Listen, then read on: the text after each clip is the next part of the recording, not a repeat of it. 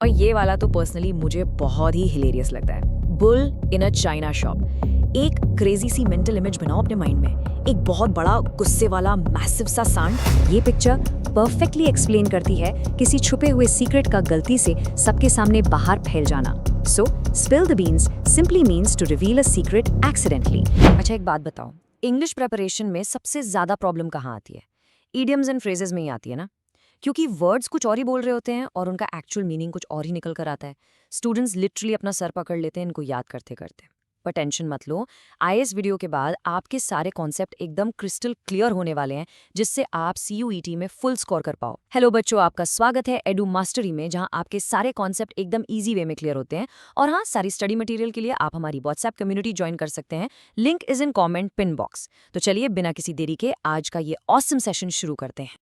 सबसे पहला सवाल जो आपके माइंड में घूम रहा होगा, इन अजीब गरीब इडियम्स को डिकोड करने की अल्टीमेट ट्रिक आखिर है क्या? ट्रस्ट मी चैंपियंस, बहुत ही सिंपल है। आपको बस अपना थोड़ा सा ना कॉमन सेंस लगाना है। इन वर्ड्स का जो लिटरल मीनिंग होता है, यानी उनका जो डायरेक्ट शाब्दिक अर्थ है, बस उसे अपने दिमाग में ध्यान से विजुलाइज करना है। अगर आपने एक बार उस लिटरल सिचुएशन को माइंड में पिक्चर कर लिया, तो उसका जो हिडन मेटाफोरिकल सेंस है ना, वो ऑटोमेटिकली आपके सामने निकल कर आ जाएगा। रट्टा मारने की तो बिल्कुल जरूरत ही नहीं पड़ेगी।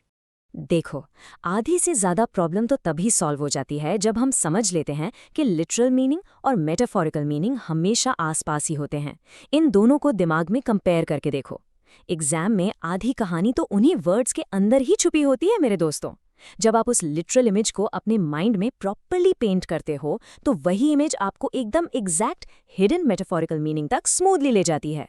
चलो इस लॉजिक को एकदम मस्त एग्जाम्पल्स के साथ अप्लाई करके देखते हैं। हमारा पहला इडियम लेते हैं, throw dust in someone's eyes. अब थोड़ा सा इसका लिटरल मीनिंग सोचो। अगर आप लिटरली किसी इंसान की आंखों में धूल झोंक दोगे तो क्या होगा? ऑब्वियसली वो ब्लाइंड हो जाएगा, उसे कुछ दिखाई नहीं देगा, है ना? अब जरा इसको रियल लाइफ से कनेक्ट करो। किसी की आंखों में धूल झोंकना परफेक्टली ट्रांसलेट करता है किसी को धोखा देने या ट्रिक करने में। So it simply translates to deceive someone. देखा कितना इजीली एक विजुअल से पूरा मीनिंग समझ आ गया? ओके, अब इसे इमेजिन करो। Smell a rat. जस्ट सोचो कि आप अपने रूम में आराम से बैठे हो और अचानक से आपको एक मरे हुए चूहे की गंदी सी फाउल स्मेल आने लगती है। यक, राइट? पर वो जो इंस्टेंट फीलिंग आती है ना दिमाग में कि बॉस, यहाँ कुछ तो कंप्लीटली गड़बड़ है, बस उसी स्ट्रॉन्ग गट फीलिंग को स्मेलिंग अ रैट कहते हैं। इसका बेसिकली मतलब है to suspect something is wrong, कुछ गलत होने का तुरंत शक हो जाना। अब थोड़ा ह्यूमन इमोशंस की बात करते हैं। क्रोकोडाइल टीयर्स का नाम तो आप सबने बचपन से सुना होगा। अब देखो, हमारे एक्चुअल टीयर्स तो रियल इमोशन से आते हैं, बट क्या मगरमच्छ के आंसू सच में होते हैं? नहीं यार, वो कंप्लीटली फेक होते हैं। सो लॉजिक बहुत सिंपल है।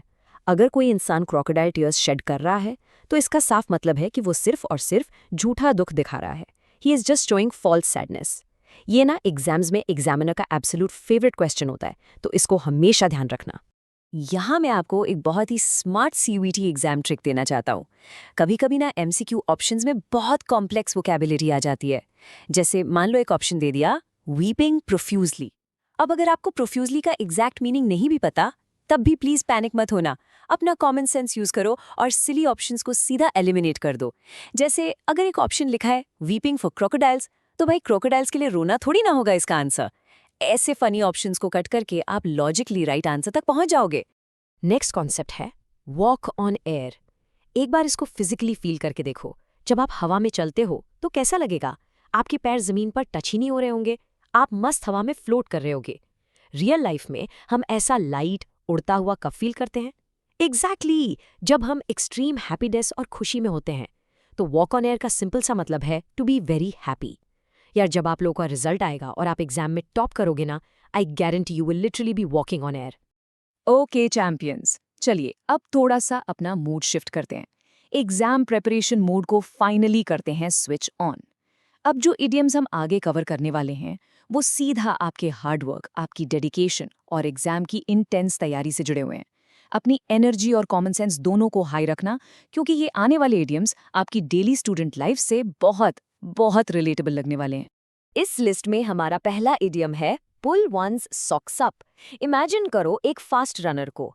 एक बहुत बड़ी रेस शुरू होने से ठीक पहले वो झुककर अपने सॉक्स को टाइटली ऊपर खींचता है। ये फिजिकल एक्शन क्या दिखाता है? ये क्लियरली इलिस्ट्रेट करता है कि वो बंदा अब बहुत सीरियस हो रहा है और अपनी परफॉर्मेंस को बेटर करने और रेस के लिए पूरी तरह रेडी होने की कोशिश कर रहा है। Same goes for your exams. Now it's time for all of you to literally pull your socks up. Next up is burn the midnight oil. अपने माइंड में एक क्लियर पिक्चर पेंट करो। एक हार्ड वर्किंग स्टूडेंट आधी रात को बैठा है, पूरी मेहनत कर रहा है और पढ़ाई करने के लिए अपने लैंप में ऑयल जला रहा है। आजकल हम ऑयल तो नहीं जलाते, हम जनरली रूम की लाइट्स ऑन करके पढ़ते हैं, बट फीलिंग बिल्कुल वही है। इसका एकदम एग्जैक्ट और डायरेक्ट मीनिंग है टू स्टडी और work very late at night. और सच सच बताना, मुझे पता है आप में से बहुत सारे चैंपियंस अभी से एग्जाम्स के लिए मिडनाइट ऑयल बर्न कर रहे हैं। फिर आता है a hard nut to crack. आपने कभी किसी जिद्दी वॉलनट या अखरोट को तोड़ने की कोशिश की है, जिसमें आप अपनी पूरी ताकत लगा देते हो पर वो स्टबर्न चीज टूटने का नाम ही नहीं लेती? पढ़ाई में भी ना बिल्कुल ऐसे ही।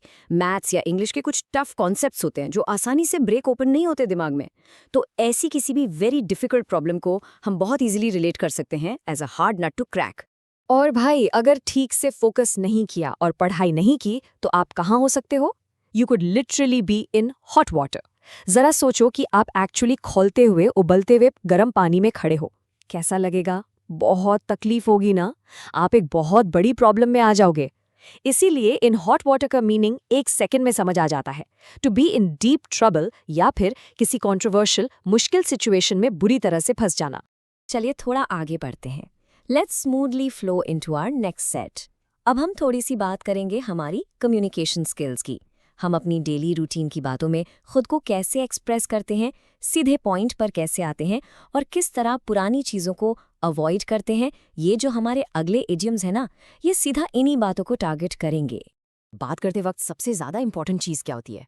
अपना प्रेशियस टाइम बचाना, जिसे हम कहते हैं कट टू द चेस। इसका आसान सा मीनिंग है कि फालतू की यूजलेस बातों को और एक्स्ट्रा टॉक को पूरी तरह से स्किप कर देना और कॉन्वर्सेशन के सबसे इंपॉर्टेंट पार्ट पर, यानी सीधा पॉइंट पर आना। जैसे एज अ टीचर मैं हमेशा कोशिश करता हूं कि मैं बिल्कुल भी घुमा फिरा कर बात ना करूं, and I directly cut to the chase for all my students. अब इसे विजुअलाइज करके देखो। Spill the beans. सोचो आपके हाथ में राजमा या बीन्स से भरा हुआ एक कांच का जार है और गलती से वो आपके हाथ से फिसल कर फर्श पर गिर जाता है। क्या होगा? सारी बीन्स हर जगह फर्श पर बिखर जाएंगी और सब लोगों को क्लियर दिख जाएंगी। ये पिक्चर परफेक्टली एक्सप्लेन करती है किसी छुपे हुए सीक्रेट का गलती से सबके सामने बाहर फैल जाना। So spill the beans simply means to reveal a secret accidentally. ये पिक्चर परफेक्टली एक्सप्लेन करती है किसी छुपे हुए सीक्रेट का गलती से सबके सामने बाहर फैल जाना। So spill the beans simply means to reveal a secret accidentally. एक और बहुत ही बढ़िया इडियम है, लेट स्लीपिंग डॉग्स लाई। सोचो अगर कोई स्ट्रे डॉग आराम से सो रहा है गली में, तो भाई सबसे बेस्ट यही है कि उसे वैसा ही सोता रहने दो। क्यों? क्योंकि अगर आप उसे बेकार में छेड़ोगे या जगाओगे तो वो पक्का भौंकना शुरू करेगा और बिना बात का एक शोर शराबा स्टार्ट हो जाएगा। इससे लाइफ लेसन ये मिलता है कि पुरानी सुलझी हुई प्रॉब्लम्स को वापस से छेड़ना नहीं चाहिए। So you just don't cause new trouble for yourself. अब जरा इस कॉन्सेप्ट को ध्यान से समझना। एक नॉर्मल प्लास्टिक या पेपर की ड्रिंकिंग स्ट्रॉ को इमेजिन करो। आपने नोटिस किया होगा वो अंदर से बिल्कुल हॉलो या खोखली होती है। बस इसी विजुअल से बनता है हमारा phrase a man of straw. इसका मतलब एक ऐसा इंसान जिसके वर्ड्स, जिसके वादे या प्रोमिसेस उस स्ट्रॉ की तरह कंप्लीटली एम्प्टी और खोखले होते हैं। Basically he is a man of no substance, जिसकी बातों का रियल लाइफ में कोई वेट ही नहीं होता। और ये वाला तो पर्सनली मुझे बहुत ही हिलेरियस लगता है। Bull in a China shop. एक क्रेजी सी मेंटल इमेज बनाओ अपने माइंड में। एक बहुत बड़ा गुस्से वाला मैसिव सा सांड अचानक से एक डेलिकेट ग्लास और चाइना क्ले के नाजुक बर्तनों की दुकान में घुस गया है। वो थोड़ा सा भी इधर उधर हिलेगा तो क्या होगा? सब कुछ टूटकर नष्ट हो जाएगा। ये उन लोगों को डिस्क्राइब करने का एक बहुत फिटिंग तरीका है जो हाईली क्लमजी होते हैं और ऐसी नाजुक सिचुएशंस में हमेशा कुछ ना कुछ गड़बड़ जरूर कर देते हैं। चलो अब बात आती है मेरी पर्सनल फेवरेट फ्रेज की, you are the salt of the earth. पता है, ये मैं एक्चुअली आप सब स्टूडेंट से डायरेक्टली कह रही हूँ, क्योंकि इस दुनिया में ना आप लोग बहुत रेयर हो, अंदर से प्योर हो, आगे बढ़ने के लिए बिल्कुल ऑनेस्ट हो और मेरे लिए तो इनक्रेडिबली प्रेशियस हो। सॉल्ट ऑफ द अर्थ एक ऐसे इंसान के लिए यूज होता है जो सच में दिल से अच्छा हो और जेन्युइनली हेल्प करता हो, और मेरी नज़र में मेरे सारे चैंपियंस एग्जैक्टली वही हैं। ओके चैंपियंस, लंबा सांस ले लो। अब तक जो पढ़ा उसका एक रैपिड हाई एनर्जी रिवीजन करते हैं।